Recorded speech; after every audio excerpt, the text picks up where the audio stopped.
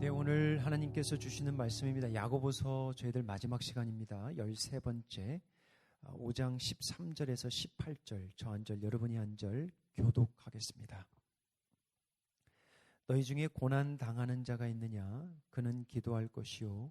즐거워하는 자가 있느냐? 그는 찬송할지니라. 너희 중에 병든 자가 있느냐? 그는 교회의 장로들을 청할 것이요. 그들은 주의 이름으로 기름을 바르며 그를 위하여 기도할지니라.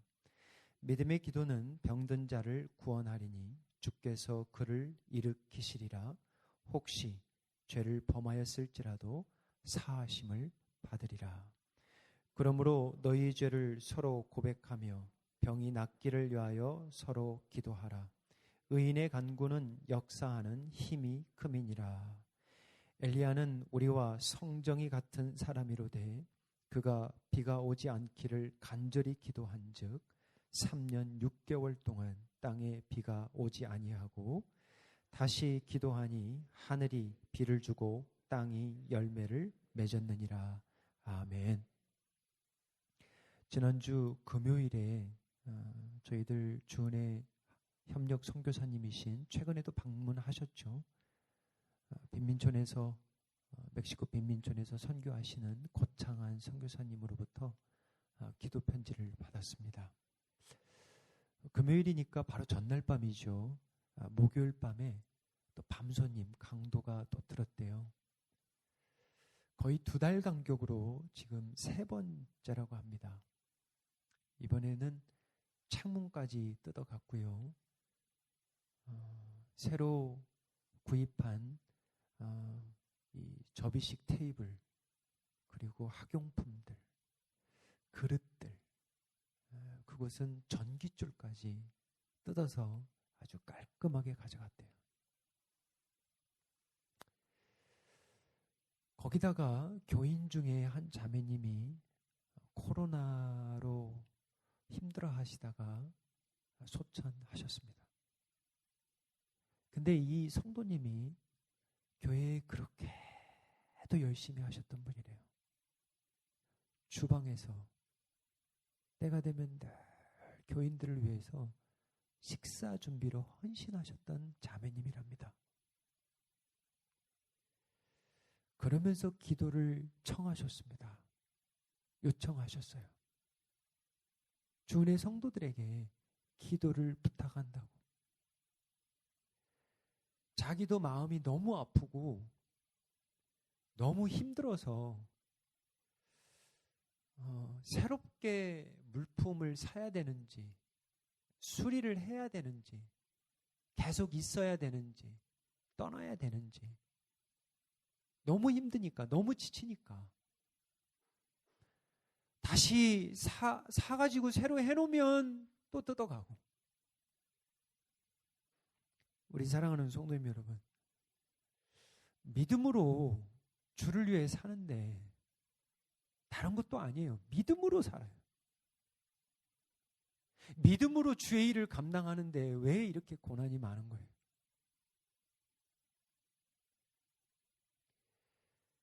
고난 중에 무엇을 해야 될까요? 내 욕심 부리다가 고난 받으면 그렇다 쳐요. 근데 주를 위해서 살겠다고 그 연세 많으신 분이 이쯤 되면 은퇴하고 편히 사실 분인데 그 빈민촌에 가서 아이들 먹이고 말씀 전하겠다고 믿음으로 사는데 왜 고난이 그렇게 많은 거예요? 야고보서의 마지막의 주제는 고난입니다. 13절 우리 한번 보겠습니다. 같이 읽어보겠습니다. 너희 중에 고난은 당한 자가 있느냐? 그는 기도할 것이요. 즐거워하는 자가 있느냐? 그는 찬송할지니라. 우리 야고보서 13번째이기 때문에 고난으로 사실은 시작했어요. 이 야고보서가 짧지만 처음에 보면 믿음의 시련 1장부터 시작하면서 믿음의 시련 받는 너희들 지혜를 간구하라. 꾸짖지 아니하시고 후히 주시는 하나님께 기도하라. 그러니까 야고보서는 시작부터 고난이고요. 시작부터 기도였어요. 근데 중간중간에 고난, 기도 들어와 있습니다. 너희들이 기도의 응답을 받지 못한 건 너희들이 정욕을 쓰려고 한 것, 이런 말씀 기억나시죠? 기도와 고난이 중간중간에 다 들어가 있는데 마지막 하는데 결국은 또 뭐냐? 너희 중에 고난 당하는 자가 있느냐? 또 고난이. 그러니까 우리가 알 수 있는 건 한 가지는 뭐냐면 초대교회에 이 야고보서를 받는 성도들이 진짜 고난이 많았다는 거예요. 우리가 상상을 못하는 그러한 고난이 끊임없이 일어나요. 왜? 믿음 때문에. 믿음으로 살려고 하는데 고난이 끝나지 않아요. 그러니까 야고보서를 쓰는 이 예수님의 동생 이 야고보가 마지막에도 고난 얘기를 하는 거예요. 고난당한 자가 있느냐? 여러분, 믿음이 좋은 사람도요, 우리가 지난주에 욥의 고난을 이야기했잖아요. 욥처럼 한순간에 자녀 열 잃고요, 가지고 있는 모든 재날 몽땅 잃어버리면 진짜 힘들어요, 여러분. 믿음 좋은 분들도 흔들리게 돼 있습니다. 안 흔들리는 분들도 있겠죠. 근데 보통 믿음 아니면 흔들려요.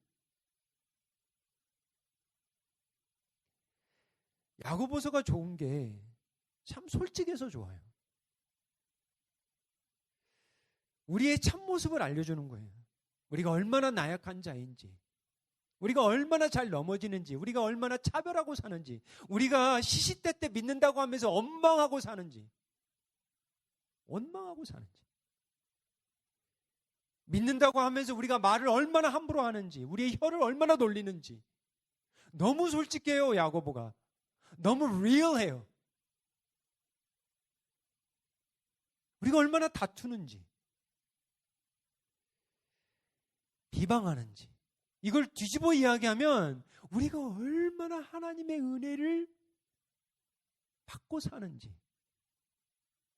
우리가 얼마나 하나님의 은혜가 필요한 자들인지, 그걸 알려주는 거예요.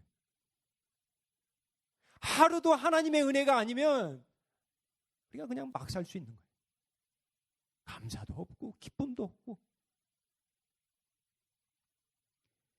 고난당하는 자는 기도할 것이요, 즐거워하는 자는 찬송하라. 이 두 가지 말씀으로 시작을 합니다. 인생이 이거 아닌가 싶습니다. 고난과 즐거움의 연속이에요. 이게 사실 인생이잖아요. 이거거든요, 사실. 근데 하나님이 고난만 주시지 않는다는 거예요. 하나님이 즐거움만 주시지 않는다는 거예요. 두 가지를 같이 주세요. 그게 하나님의 섭리예요. 이 고창환 선교사님에게 왜 2달 간격으로 강도들이 오는지 제가 어떻게 알겠어요? 하나님의 뜻이 있겠죠. 근데 중요한 건 우리가 기도를 해야 되는 거예요. 지난 시간에 길이 참으라 그랬죠. 3가지 기억나시죠? 언제까지 참으라? 주님이 강림할 때까지 참으라. 둘째는 참으면서, 길이 참으면서 원망하지 말라 그랬어요. 왜? 심판주가 문 밖에 서 계시니까. 3번째는 뭐라고 그랬습니까? 주께서 욥에게 주신 결말을 너희들이 알지 않니? 길이 참으라. 그래서 길이 참는, 믿음으로 길이 참는 사람의 결론은 뭐냐? 주님을 생각해요. 성삼의 하나님을 생각해요. 예수님을 생각해요. 그게 축복이에요. 오늘도 고난이 오죠? 기도하라. 주님을 생각하게 하는 거예요. 즐거워하라. 즐거움이 있니? 찬양하라. 또 주님을 생각하라는 거예요. 그러니까 믿는 자들은 무엇을 하든지 주님을 기억하라. 주님을 붙들라. 사람 생각하잖아요? 원망 막 나와요. 주님을 기억하라. 자, 오늘은 특별히 고난당하는 자가 있느냐, 기도할 것이요, 이 말씀에 대해서 좀 더 3가지로 나눕니다. 첫 번째, 고난 당하는 자가 있느냐, 무엇을 해야 되는가? 첫 번째는 장로들을 청하라 그랬어요. 14절 우리 한번 보겠습니다. 14절 같이 읽겠습니다. 너희 중에 병든 자가 있느냐? 그는 교회의 장로들을 청할 것이요. 그들은 주의 이름으로 기름을 바르며 그를 위하여 기도할지니라. 이 말씀이 쉬운 말씀이 아닙니다, 여러분. 이게 쉬운 말씀이 아니에요. 첫 번째는 어려운 게 뭐냐면 이 병이 무슨 병이냐라는 거예요. 그래서 이거를 육신의 병으로 풀 것이냐, 아니면 영적인 정신적인 병까지도 풀을 거냐라는 거예요. 근데 기름을 바르라는 표현이 나옵니다. 이것도 어떤 분들은 상징적으로 푸는 방법도 있는데 그냥 문자적으로 푸는 게 좀 더 나을 것 같습니다. 그러면 기름을 바르다라는 것은 문자적으로 풀면 이것은 육신의 병에 좀 가깝습니다. 제가 한번 예를 들어 볼게요. 많이 있는데 예수님께서 한 비유를 들어주시는데 한 사람이 예루살렘에서 여리고로 가던 사람이 있었습니다. 근데 그 사람이 강도를 만나요. 근데 성경에 보면 강도들이라고 나와요. 이 강도들이 이 사람의 겉옷을 벗기고 때립니다. 그리고 거의 죽을 지경까지 두고 그 사람을 버리고 달아나죠. 근데 첫 번째는 제사장이 지나가다가 피해버리고, 두 번째는 레위인이 또 보고 피해버리고, 그런데 여행 중에 있었던 사마리아 사람이 이 사람을 응급조치를 하는데, 누가복음 10장 34절 보면 이 선한 사마리아인이 이렇게 응급조치를 합니다. 가까이 가서 기름과 포도주를 그 상처에 붓고 싸매고 자기 짐승에 태워 주막으로 데리고 가서 돌보았다 나옵니다. 분명 그 당시에는 지금과 같이 화학약품이 없잖아요. 그러니까 식물, 대부분 식물들로 이제 약재료를 썼겠죠. 그 중에 하나가 이런 식물의 어떤 기름이 아닌가 싶습니다. 그래서 포인트는 뭐냐면 어떠한 기름인지 그게 포인트가 아니고 중요한 건 도움을 청하라는 거예요.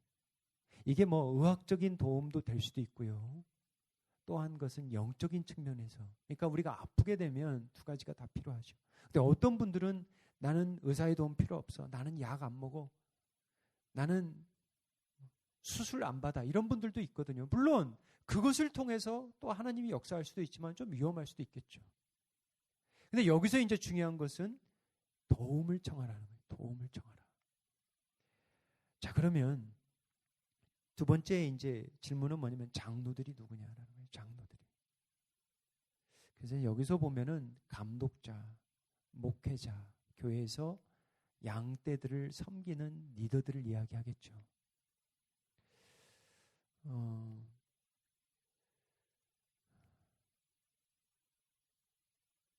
우리가 육신이 아프면 아무에게도 말을 안 하는 분들이 있습니다.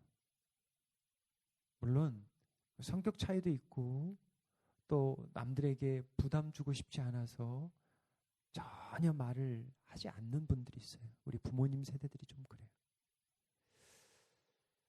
그리고 어떤 분들은 이런 일들 해봐야 혹시 뭔 말이 나올까 봐 또 이야기를 안 해요. 이렇게 그냥 묻고 갑니다. 성도들이 혼자 기도하시는 분들도 있지만 오늘 이러한 말씀을 통해서 보면 도움을 청하라는 거예요. 나누라는 거예요. 교회의 본질은 한 몸입니다. 한 몸 신앙이에요. 이게 참 쉬우면서도 어려워요. 여러분 성경에 한 몸이라고 하는 표현이 딱 2번 나오네요. 한 몸이 어디에서 나오냐? 부부를 이야기할 때 한 몸으로 나오고요. 그리고 예수님과 예수님의 핏값으로 구원받은 성도들과 얘기할 때 그때 또 한 몸이 또 한 번 나와요. 다시 말하면 교회는 한 몸이라는 거예요. 21세기를 살아가는 이 포스트 마던 시대에 경계해야 할 세상의 문화 한 가지가 있습니다. 그게 뭐냐면 인디비주얼리즘이에요. 개인주의입니다. 제가 한번 설명드릴게요. 남에게 피해 주지 않으면 되지. 내가 남에게 도움 안 받으면 되지. 나도 도움 안 주고 싶고 그냥 각자 알아서 살면 되지. 이게 개인주의입니다. 신앙생활을 하는데 나 귀찮게 하지 마세요. 이거예요. 그냥 귀찮게 하지 마세요. 나 혼자 하고 싶어요. 연락하지 마세요.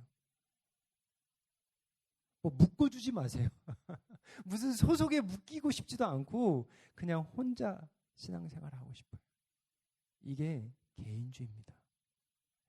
이게 예수님이 가르쳐 주신 참 교회의 모습이 아니에요. 하나님이 원하는 교회의 모습이 아니에요. 여러분 생각해 보세요.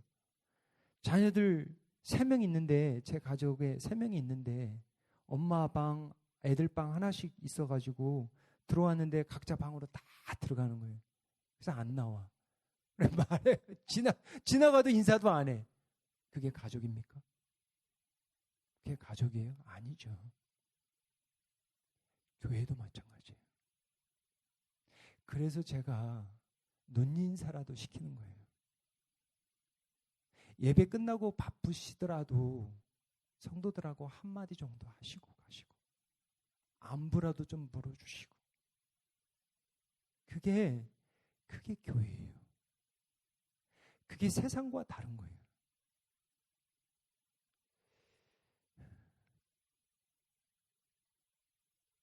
왜 장로들을 청하는가? 첫째는 기도를 부탁하는 거예요. 장로들에게 청한다는 것은 성도들에게 청하는 거나 똑같습니다. 왜냐하면 리더십에게 청하면 그들만 기도하는 게 아니라 성도들에게 기도 제목을 나누거든요. 그 성도들을 어떻게 집에 다 부릅니까? 생각해 보세요. 이 집의 형편에 어떻게 성도들을 다 불러요? 못 부르죠. 그러니까 리더십이 있는 사람들을 부르는 거예요. 특별히 믿음으로 세워진 사람들, 믿음으로 기도하니까, 사랑으로 기도하니까, 원래 번역에는 기도로 기도하니까요. 그것이 짧든 길든 1분이든 3분이든 10분이든 하나님께 간절한 마음으로 믿음으로 기도하니까. 여러분, 기도하는 것은 제가 말씀드렸지만 이건 보통 은혜가 아니면 할 수 없을 뿐더러 사모하지도 않습니다. 기도는 성삼위 하나님을 믿는 믿음의 은혜의 수단이에요. 초월하신 하나님을 믿고요. 나와 함께 하시는 하나님을 믿고 그리고 나를 위해 중보하시는 예수님을 믿는 이 성삼위 하나님을 믿는 이거 보통 은혜가 아니면 안 돼요. 보이지도 않는 그 하나님께 어떻게 우리가 기도합니까? 믿음이 없으면 할 수가 없어요. 마찬가지로 성도들에게 주신 축복이 하나가 있는데 성도들이에요. 성도들이 축복입니다. 성도들 한 사람 한 사람이 얼마나 귀한지요. 진짜 귀한 분들이에요. 성도들이 있다라는 건 뭐냐? 서로 청하라는 거예요. 물질만 나누지 말고 음식만 나누지 말고 청하라는 거예요. 여러분 어떤 부부가 행복합니까? 서로 물어주는 거예요. 여보, 요즘 뭐가 힘들지? 기도 제목이 뭐야? 딸아, 내 사랑하는 딸아, 아빠가 어떻게 기도해주면 좋겠어? 1대1로, 그것도 1대1로 해야 효과가 있어요. 방에서 1대1로 진지하게 물어보세요. 엄마가 너를 위해 어떻게 기도해 줄까? 물어보세요. 청해보세요.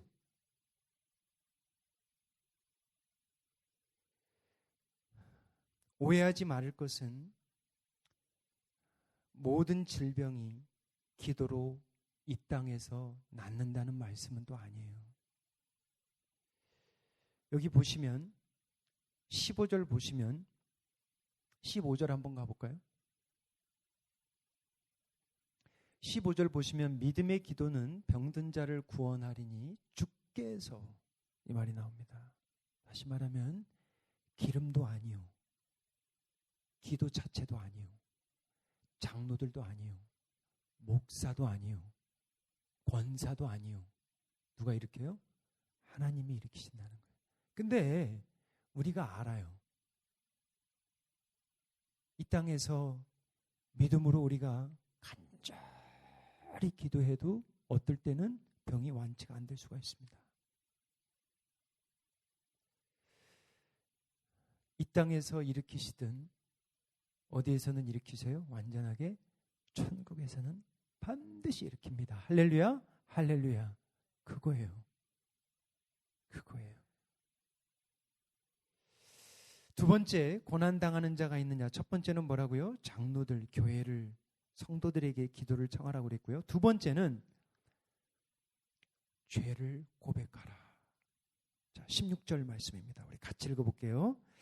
그러므로 너희의 죄를 서로 고백하며 병이 낫기를 위하여 서로 기도하라. 의인의 간구는 역사하는 힘이 큼이니라. 병이 죄와 연관돼 있을 수 있다라는 가능성이 있는 말씀입니다. 성경을 보면 우리가 알 수가 있죠. 병이 어떤 특정한 죄로 인해서 하나님이 심판을 내리실 때, 그들을 겸손케 할 때 쓰시는 도구가 뭐냐면 병이었어요. 15장, 요한복음 5장인데요. 14절 한번 우리 같이 읽어볼까요? 요한복음 5장 14절 같이 읽어보겠습니다. 그 후에 예수께서 성전에서 그 사람을 만나 이르시되 보라, 내가 나았으니 더 심한 것이 생기지 않게 다시는 죄를 범하지 말라 하시니. 이 사람이 누구예요? 베데스다 연못에서 38년 된 병자가 예수님의 은혜로 치유를 받습니다. 근데 이 사람하고 예수님하고 성전에서 다시 한번 만나요. 근데 예수님이 뭐라고 그러냐면 더 심한 것이 생기지 않도록 죄를 범하지 말라 그래요. 이러한 부분들은 죄와 병과 굉장히 유사성이 있습니다. 근데 요한복음의 9장에 들어가면 또 이런 말씀이 있어요. 반면에 여러분이 잘 아시는 말씀이에요. 같이 읽어볼게요. 제자들이 물어 이르되 랍비여, 이 사람이 맹인으로 난 것이 누구의 죄로 인함이니까? 자기니까 그의 부모니까? 두 가지밖에 몰랐던 거예요. 저 사람이 맹인이고 저 사람이 다리를 절고 저 사람이 특별한 육신에 연약함과 불구함이 있으면 이것은 자기의 죄든지 아니면 부모의 죄든지 둘 중에 하나예요. 그렇게 유대인 제자들이 생각을 했어요. 유대 사람들이. 예수님의 제자들도 그렇게 생각했어요. 그런데 예수님이 대답하시되 이 사람이나 그 부모의 죄로 인한 것이 아니고 그에게서 하나님의 일을 나타내시고자 한다. 병과 죄와 무관하다 하세요. 여기서 이제 야고보서로 다시 돌아오면 중요한 거는 뭐냐면 병이 들면 성도들과 함께 기도하라. 두 번째는 만나서 함께 혹시 모르니까 회개하라. 회개하라. 죄를 회개하라. 초대교회에 여러분 이적과 표적이 무언 것 같아요? 죽은 자가 막 살아나고 병든 자가 막 치유되고 이것도 표적과 이적이죠. 근데 초대교회가 그렇게 힘이 있었던 건 뭐냐면 성도들이 하나가 됐어요. 한 마음이에요. 한 마음. 여러분 이게 참 귀한 은혜입니다. 너무 감사해요. 우리 주은혜 교회에게 부족한 게 많아요. 제가 알아요. 근데 인정해 주시고 그래도 세워주시고 따라주시고. 성도들이 지금까지 보세요. 싸움 하나 없어요. 왜 마음에 들지 않는 게 없겠어요. 하지만 성도들이 은혜로 사랑하고 돌보고 그저 좀 뭐 있으면 좀 나눠주려고 하고. 어제도 보니까 어느 성도님이 우리 교회 가정수가 몇 명이에요? 물어봐요. 그거 왜 물어보겠어요? 그거를. 나눠주고 싶으니까. 저는 몰라요. 왜 물어봤는지.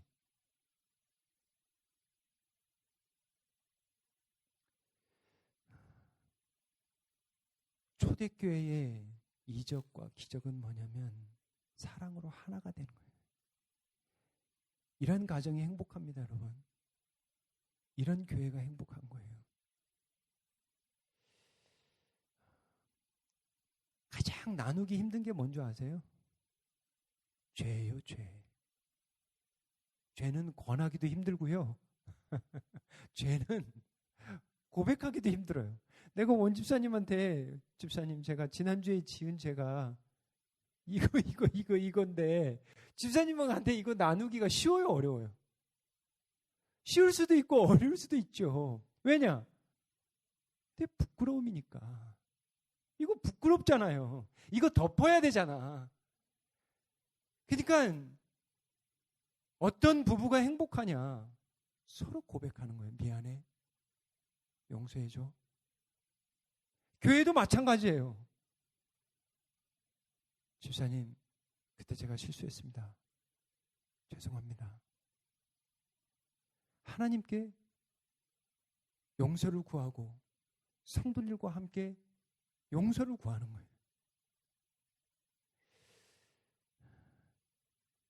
친구들이 많으면 좋다고 하는데 성도들은 믿음의 친구들이 몇 명쯤은 있어야 돼요.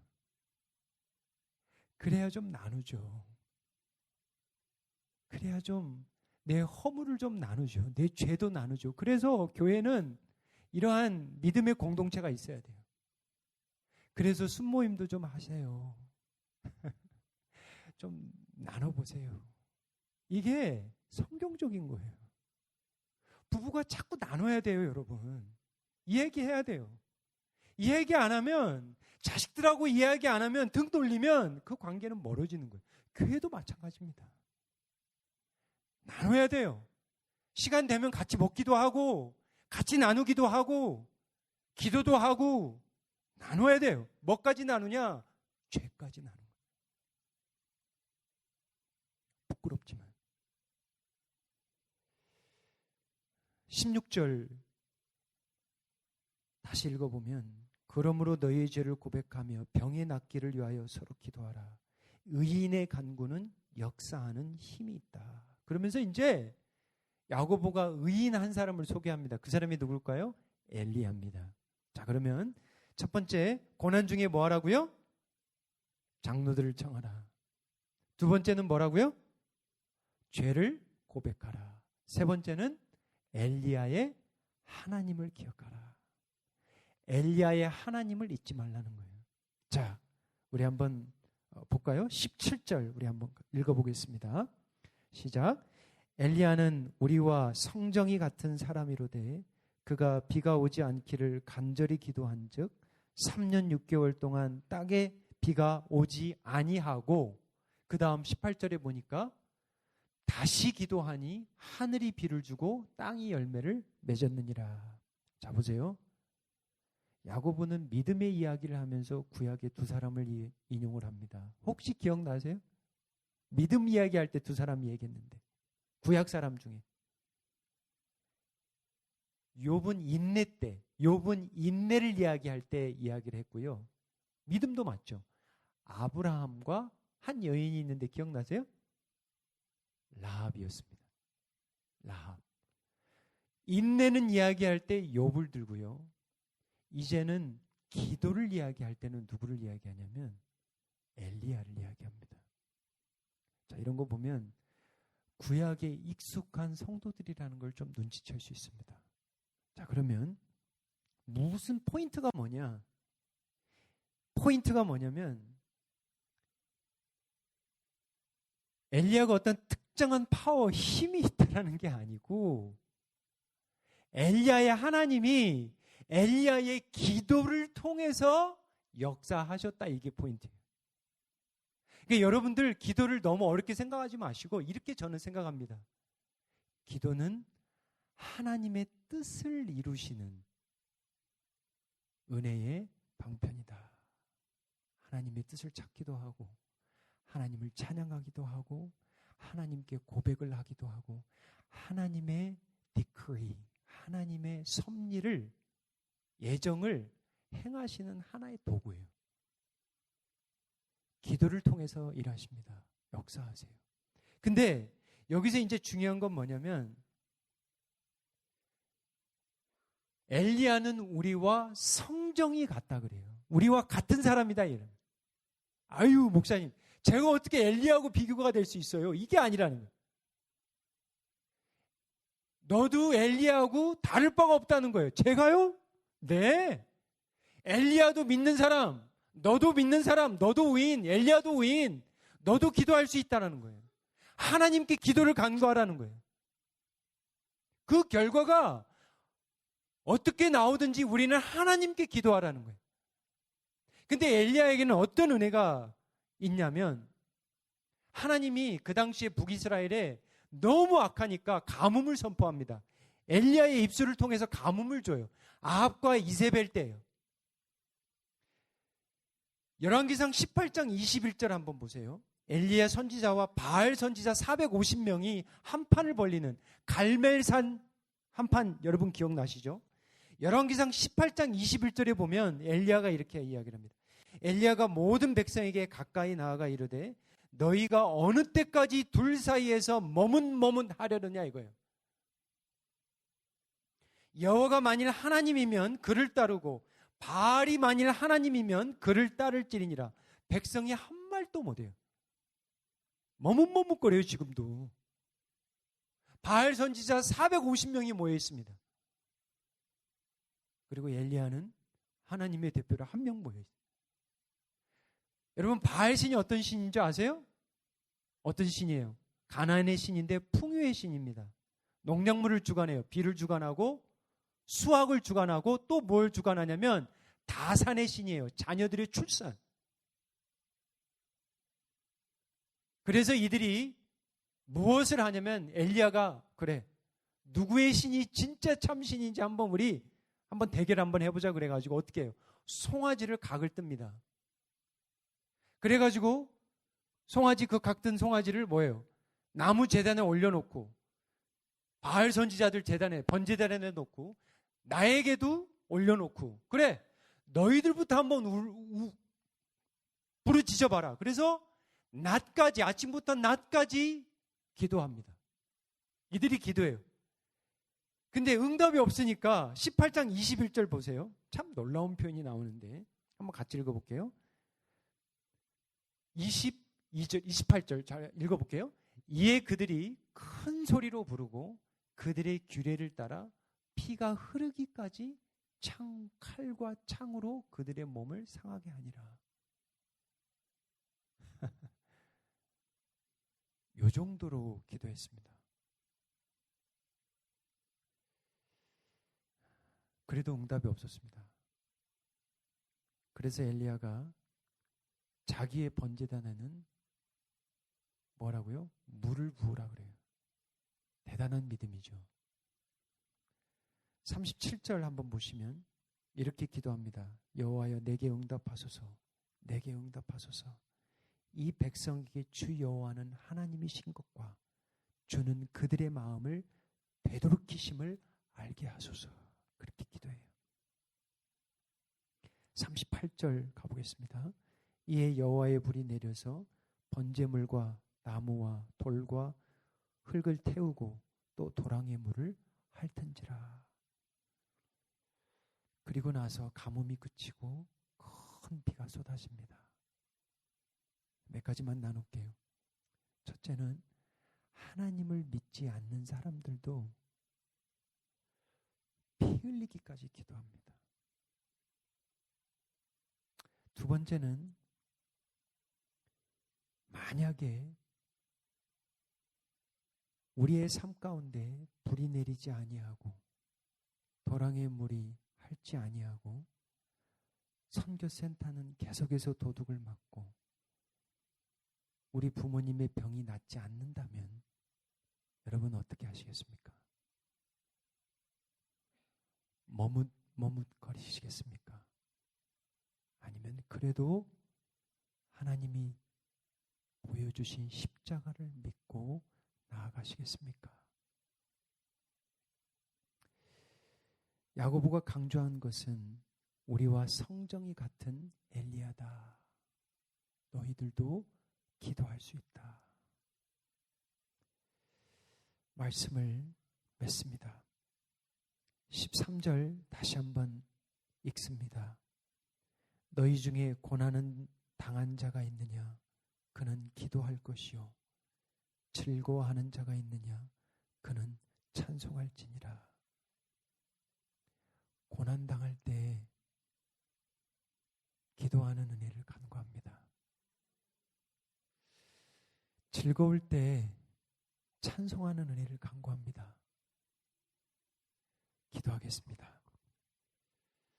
아버지 하나님, 고난 앞에 머뭇머뭇거리는 자가 아닌